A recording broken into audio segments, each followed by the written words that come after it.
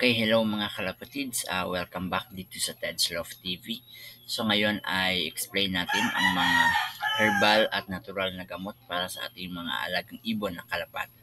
Okay, so actually meron na ako nitong video sa mga gamot na ito. Ngunit ngayon ay gagawa tayo ng version 2 or new explanation o di kaya new content tungkol sa mga gamot na ito nang sa ganun ay maging aware at for our viewers or followers to gain more knowledge. Okay, so let's start. Pag sinabing herbal at natural na gamot, ito ay magbigay ng suporta sa kalusugan at magpagaling ng iba't ibang karamdaman ng ating mga alagang ibon. So actually, meron tayong mga aesthetic medicines or gamot na ginagamit, pero itong herbal at natural na gamot na aking i-explain sa inyo ngayon, ay ito yung mga karaniwang ginagamit ko na kung saan ay effective naman sa akin. So, try nyo lang mga kalapatids at kung ano ang magiging epekto nito sa inyo or sa inyong loft at sa inyong mga alaga. Okay? So, ito yung ilan sa mga gamot or herbal at natural na gamot na aking i-discuss or explain sa inyo. Okay? So, meron tayong bawang or garlic, luya or ginger, oregano, serpentina, moringa or malunggay, aloe vera. So ito yung karaniwang mga herbal na ginagamit natin. Samantalang ito naman ay yung mga natural na gamot or mga pwede natin gamitin rin sa ating mga alagang ibon. So gaya ng apple cider vinegar, meron tayong calamansi at saka honey or pulot. Okay? So kung tingnan natin mga kalapatids, meron tayong 1, 2, 3, 4, 5, 6, 7, 8, 9. So, meron tayong siyam na mga herbal at natural na gamot na kung saan ay explain natin ito one by one. Okay, so sa mga baguhan or sa mga newbie natin dyan, kalapatids, pwede kayong magsimula gamit ang mga herbal at natural na gamot na ito.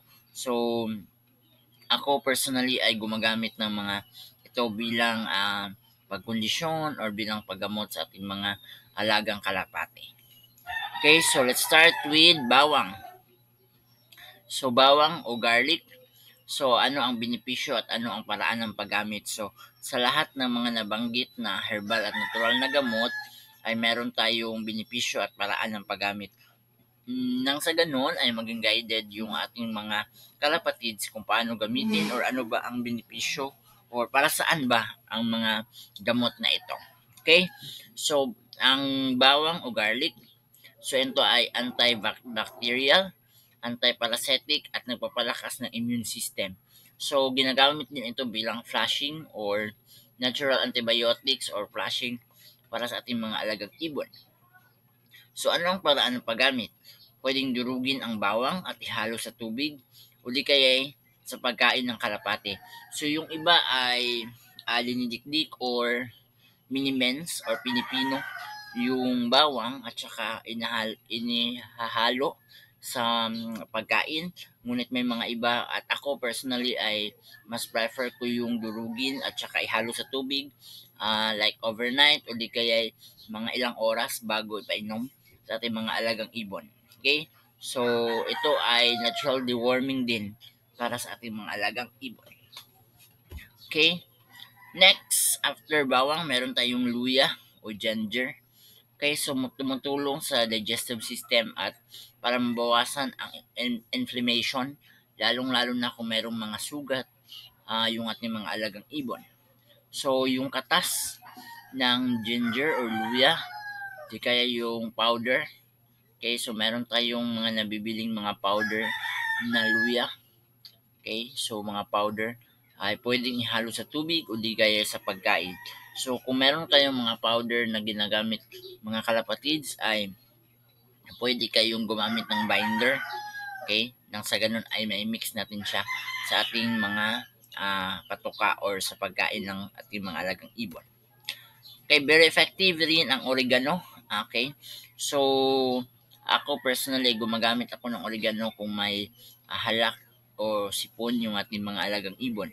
Dahil ito ay may antimicrobial properties, tumutulong sa pag-iwas sa mga sakit.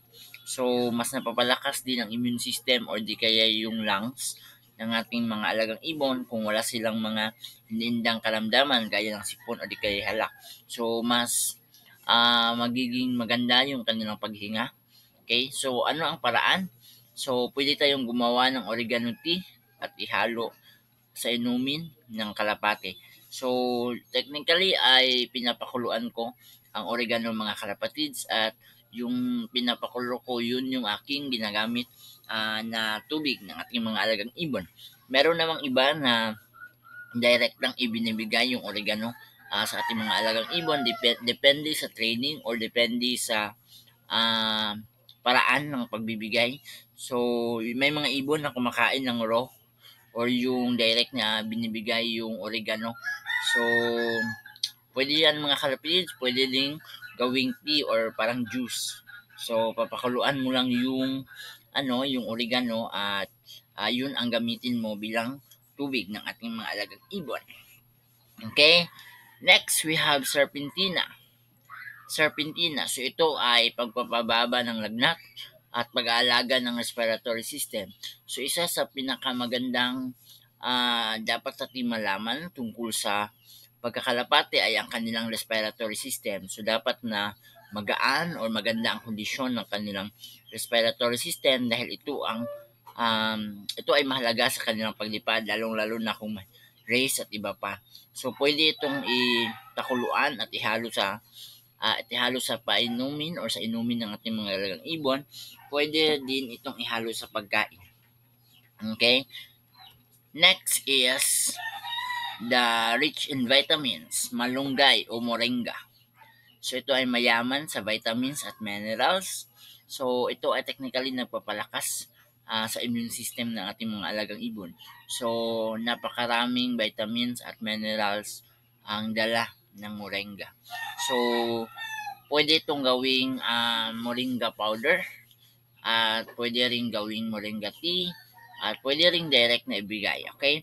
So idagdag ang pulbos or ang powder sa pagkain. So pwede tayong gumamit ng binder or iba pang anong klase ng binder nang sa ganun ay mahalo natin to sa pagkain. Pero ako technically yung oregano at yung moringa or itong malunggay, ito yung aking technical na ginagamit na magkasabay. So ginagawa kong tea, both yung dalawa, both the moringa at saka yung ating oregano. So sa ganung paraan ay 2 in 1. Okay? So ginagawa kong tea or pinapakuluan ko silang dalawa sabay kong ibinibigay. Pwede rin both na gaya ng oregano ay itong malunggay ay direct na ibigay. Okay, so I think meron akong short video na pinost sa FB page ng Ted's Love TV kung saan ay nagbigay ako ng malunggay na raw or yung direct na ibinigay sa ating mga alagang ibon. So pwede yan. Itong dalawa, the oregano at itong malunggay, ito yung karaniwan kong ginagamit bilang pangkondisyon ng ating mga alagang ibon.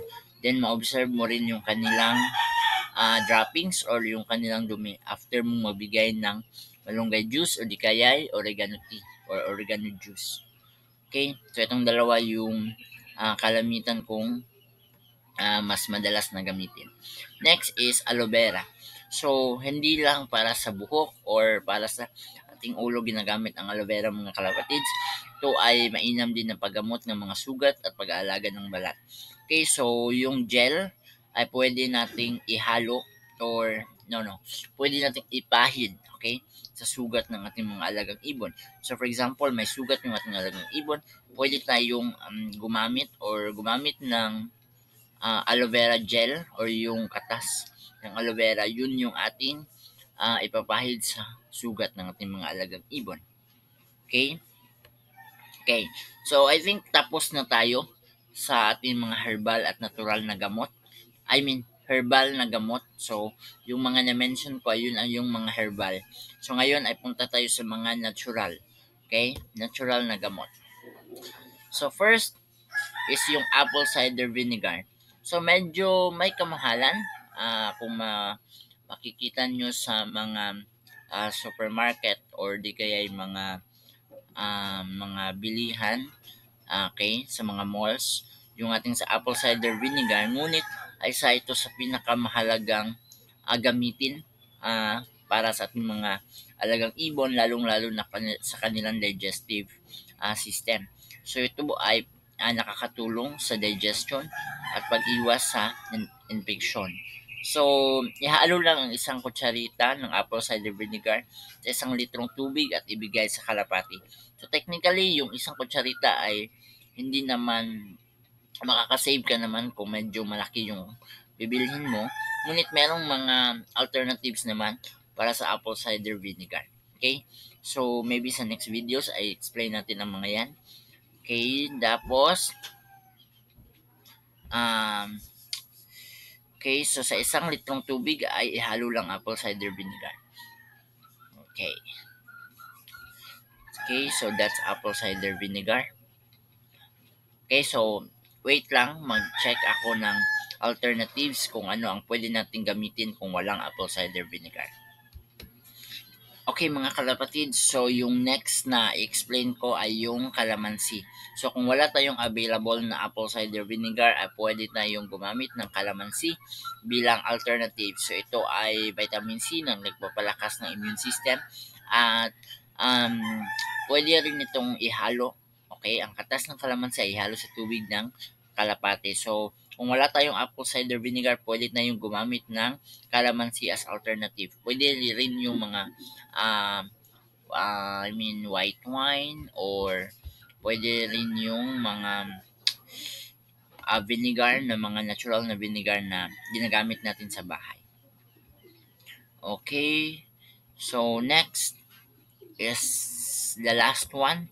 We have honey or pulot. So ito ay meron tayo litong napakaraming properties na makukuha, lalong-lalo na antibacterial properties, at ito rin ay nagbibigay ng energy, or since it is sweet or matamis, ito ay nagbibigay ng karagdagang enerhiya sa ating mga alagang ibon. So ihalo ang maliit na dami ng honey sa tubig o di kaya gawing binder. Pwede sa sinasabi ko kanina na binder, pwede itong ihalo sa pagkain ng ating mga alagang ibon or mga patoka. Okay, so ito yung mga ilan sa mga herbal at natural na gamot para sa ating mga alagang ibon. So mga kalapatids, it doesn't mean na kung ano ang aking inilatag ngayon ay yun yung maging effective ba sa inyong love or not. So try to observe first, observe, check, and then do some follow-ups. So first observe, try to check kung gagana ba or apply, then check kung ano ang epekto. Tapos constant na rin na paggamit kung maging effective siya sa inyong love. Dahil merong iba na hindi naman ang talaga gumagamit nito, instead ay nagpo-focus sila sa mga aesthetic or iba pang mga gamot. So walang problema. What is effective in the loft is what's more important. So kung ano ang effective sa inyong loft ay yun yung magiging important. But itong mga to ay mga effective sa aking loft at mas nakaka-save at nakakabawas ng gastos, kumbaga. Since that yung ating pag-iibon ay meron talaga tayong kailangan i-consider, like the gastos, pagkain at iba pa. So ang aking purpose kung bakit ko present yung ilan sa mga gamot na ito ay dahil para mas maka-save tayo. Meron ding mga at least preventions para sa ating mga alagang ibon. Dahil ang mga herbal at natural na gamot na ito ay nakakatulong para ma-prevent or maiwasan yung mga sakit ng ating mga alagang ibon, nang sa ganun ay hindi tayo makagastos ng sobra. At para maalagaan din ang kanilang kalusugan. Okay, so I think that's all for this particular content. So sa hindi pa naka-follow sa ating FB page, please follow Ted's Love TV. Meron din tayo sa YouTube na Ted's Love TV. So like, share, subscribe, and comment na rin ng mga pa-shoutout mga kalapatids. Okay? So maraming salamat at hanggang sa susunod nating video.